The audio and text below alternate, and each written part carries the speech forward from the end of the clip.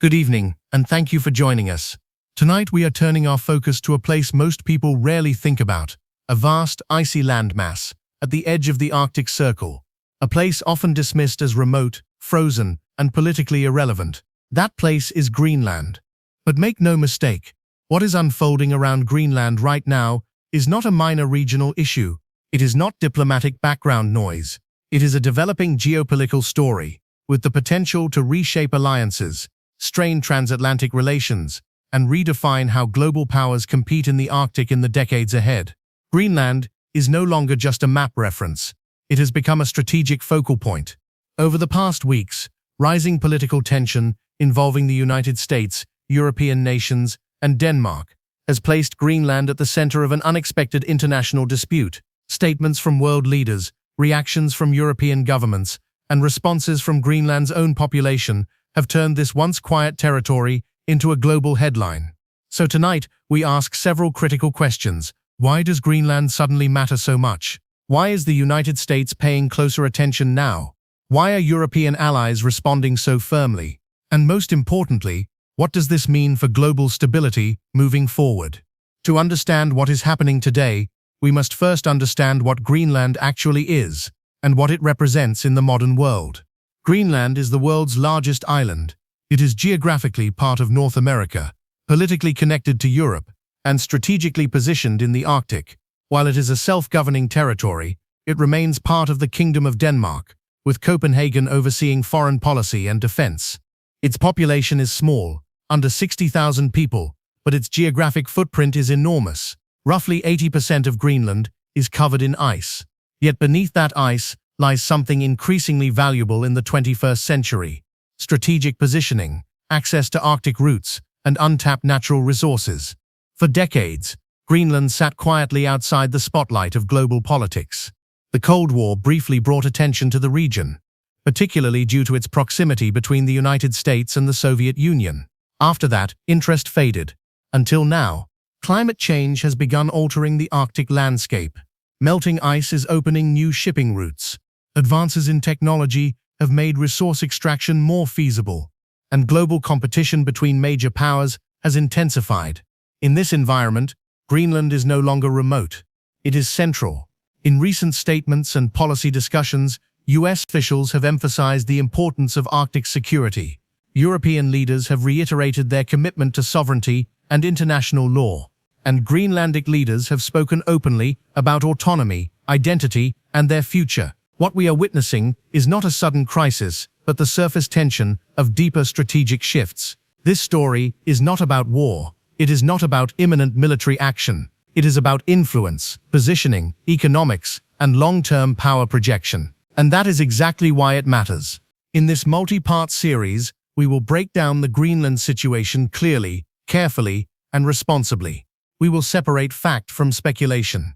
We will explain the motivations of each actor involved, and we will examine what this unfolding situation could mean for the United States, for Europe, and for the global order. This is not sensationalism. This is context.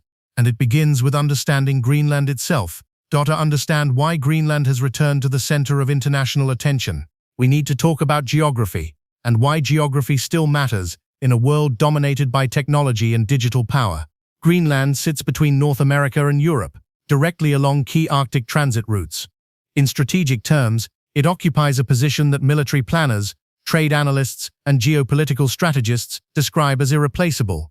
During the Cold War, the United States recognized this reality. American radar installations and defense infrastructure were established on Greenland's territory as part of early warning systems designed to detect potential threats crossing the Arctic. Those installations still exist today.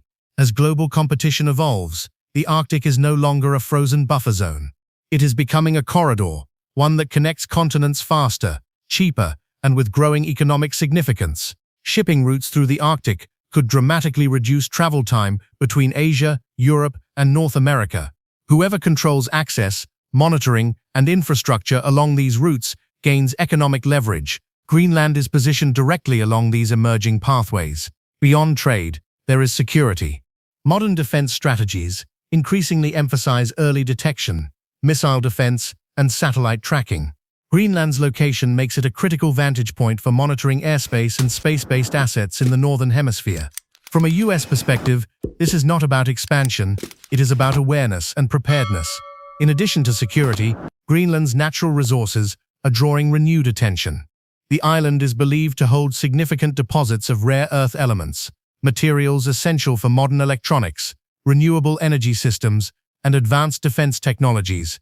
As supply chains become more fragile and competition over resources intensifies, access to these materials becomes a strategic priority. However, it is important to state clearly, possessing interest does not equal ownership. Strategic value does not override sovereignty, and this is where tensions begin to surface. European leaders and Danish officials have emphasized that Greenland's status is not negotiable. It is not a commodity. It is a self-governing territory, whose future must be determined by its people. This is not merely a legal argument. It is a political and moral one. Strategic relevance does not cancel autonomy, and this principle lies at the heart of the current dispute. From the American viewpoint, Greenland represents a strategic necessity in an increasingly competitive world. US policy discussions surrounding Greenland have focused on three major pillars: security, stability, and long-term strategic positioning. Officials have stressed that Arctic security is national security. As rival powers expand their presence in northern regions, the United States seeks to ensure that it is not strategically blind in a region of growing importance. This does not mean aggressive intent. It means maintaining awareness. US analysts point out that failing to engage with Greenland strategically could create vulnerabilities, gaps that other global powers might seek to exploit through economic influence, infrastructure investment, or diplomatic pressure. In Washington, Greenland is viewed less as a territory and more as a strategic partner location, a place where cooperation, investment, and alignment matter. However, past statements suggesting acquisition or transactional approaches have sparked backlash. European allies and Greenlandic leaders have responded strongly, emphasizing that strategic cooperation must respect sovereignty and consent. This reaction highlights a critical shift in global politics. In previous eras, power dictated outcomes. Today, legitimacy matters, and that reality is shaping the response to US interest in Greenland. Europe. Quote's reaction to developments involving Greenland has been unified and firm. Denmark, which maintains responsibility for Greenland's foreign affairs and defense, has stated unequivocally that Greenland is not for sale, negotiation, or external pressure. European Union leaders have echoed this stance, framing the issue as one of sovereignty, international law, and alliance respect. For Europe, the concern is not merely territorial, it is procedural. If economic pressure or political leverage were used to influence the future of Greenland, it would set a precedent that many European states find unacceptable. This is why European officials have emphasized diplomacy, dialogue, and mutual respect over unilateral moves. Protests in Greenland and Denmark reflect public sentiment aligned with these principles. Demonstrators have emphasized autonomy, dignity, and self-determination. These responses underscore a critical point. Greenland is not silent in this conversation. Perhaps the most important perspective in this entire situation is also the one most often overlooked: the people of Greenland themselves. Greenlanders have made it clear that they want a say in their future. Many support economic development, international cooperation, and investment, but not at the expense of control. For them, this is not a geopolitical chessboard. It is home. Greenland's leaders have emphasized that any engagement with global powers must prioritize local interests, environmental protection, and cultural preservation. This stance reflects a broader global trend: smaller regions asserting agency in a world dominated by larger powers. The Greenland story is not about resistance, it is about responsibility. And as this situation continues to evolve, that voice will matter more than ever. As the situation surrounding Greenland continues to draw international attention, one institution finds itself watching developments particularly closely: NATO. The North Atlantic Treaty Organization has long been the cornerstone of transatlantic security. Built on collective defense, trust, and coordination, NATO depends on alignment among its members. Any disagreement involving strategic territory, sovereignty, or pressure between allies naturally raises concerns within the alliance. Greenland's location places it squarely within NATO's broader security environment. While Greenland itself is not a NATO member, Denmark is, and the United States remains NATO's most influential military power. This creates a delicate balance. On one hand, NATO planners recognize Greenland's importance to Arctic monitoring, early warning systems, and transatlantic defense coordination. On the other hand, NATO's legitimacy depends on respecting the sovereignty and political processes of member states and their territories. Any perception of coercion, economic pressure, or unilateral decision-making risks undermining alliance cohesion. European leaders have been clear on this point. They have framed the Greenland issue not as a bilateral disagreement, but as a matter of alliance norms. Respect, consultation, and shared decision-making are central to NATO's credibility. From Washington's perspective, maintaining alliance unity is also a priority. US officials understand that long-term security interests are best served through cooperation rather than confrontation. This is why, despite sharp rhetoric at times, diplomatic channels remain open. Behind closed doors, discussions focus on reassurance. Reassurance that Arctic security can be strengthened without violating principles. Reassurance that economic interests can be pursued transparently. Reassurance that Greenland's future will not be decided without Greenland. This episode highlights a broader challenge facing NATO in the modern era. The alliance was designed for a bipolar world. Today's environment is multipolar, complex, and economically intertwined. Strategic competition no longer relies solely on military force. It includes trade, investment, technology, and influence. Greenland sits at the intersection of these dynamics. How NATO navigates this situation will signal how it intends to manage similar challenges in the future, especially in regions where strategic value and political sensitivity overlap. Beyond security and diplomacy, economics plays a central role in the Greenland discussion. The Arctic is increasingly viewed as a frontier of economic opportunity. Advances in technology, combined with environmental changes, have made previously inaccessible regions more viable for development. Greenland is believed to hold deposits of rare earth elements, minerals critical to modern industries, such as renewable energy, electric vehicles, and advanced electronics. These materials are essential to both civilian economies and defense systems. Global demand for rare earths is rising rapidly. At the same time, supply chains are becoming more fragile. Countries are seeking to diversify sources and reduce dependence on limited suppliers. This context explains why Greenland attracts interest from multiple directions. However, economic potential comes with responsibility. Greenland's leadership has consistently emphasized sustainable development. Environmental protection, cultural preservation, and long-term benefits for local communities are key priorities. This perspective introduces an important constraint. Economic activity must align with Greenlandic values and governance. European investment initiatives reflect this approach. Denmark and European partners have signaled interest in supporting infrastructure, education, and energy projects that strengthen Greenland's autonomy rather than undermine it. From a US standpoint, economic engagement is also seen as a tool of partnership rather than control. Investment, cooperation, and trade can deepen relationships without challenging sovereignty. The challenge lies in perception.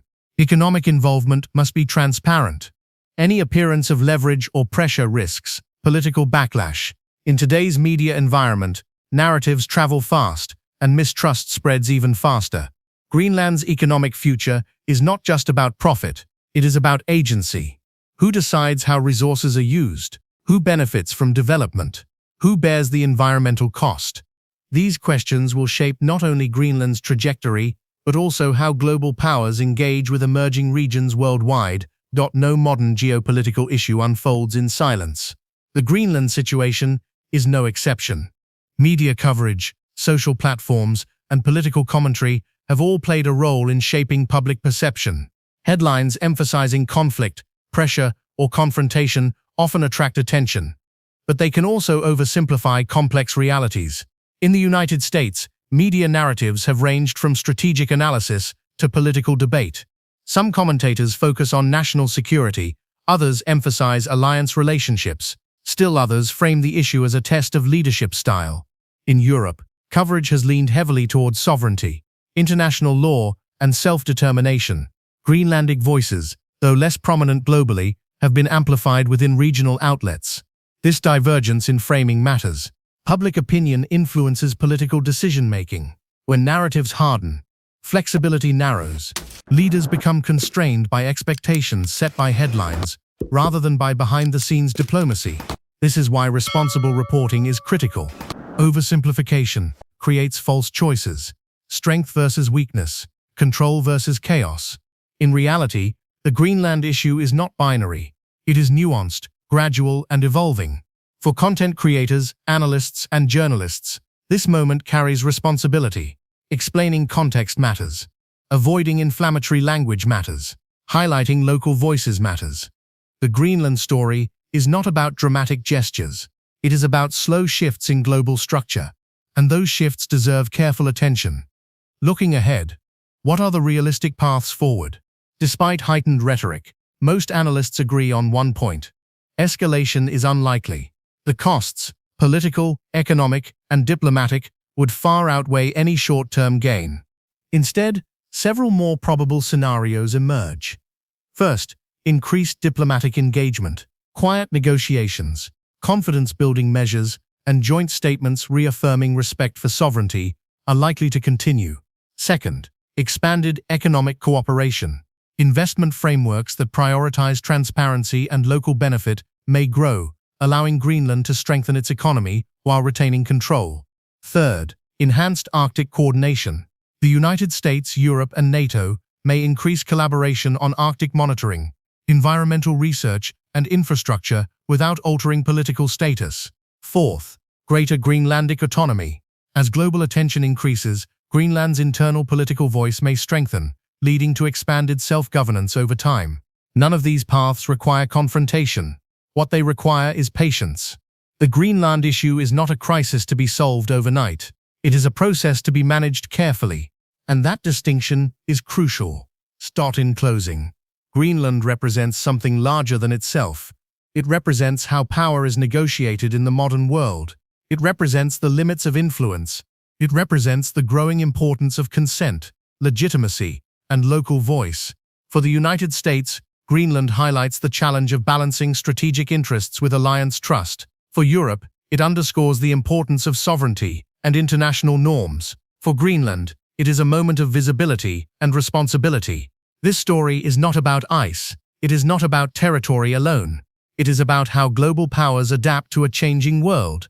The decisions made today, and just as importantly, the tone in which they are made, will shape not only Greenland's future, but the rules by which international politics operates in the decades ahead. That is why this matters. That is why it deserves attention. And that is why it must be discussed carefully, responsibly, and honestly. Thank you for watching.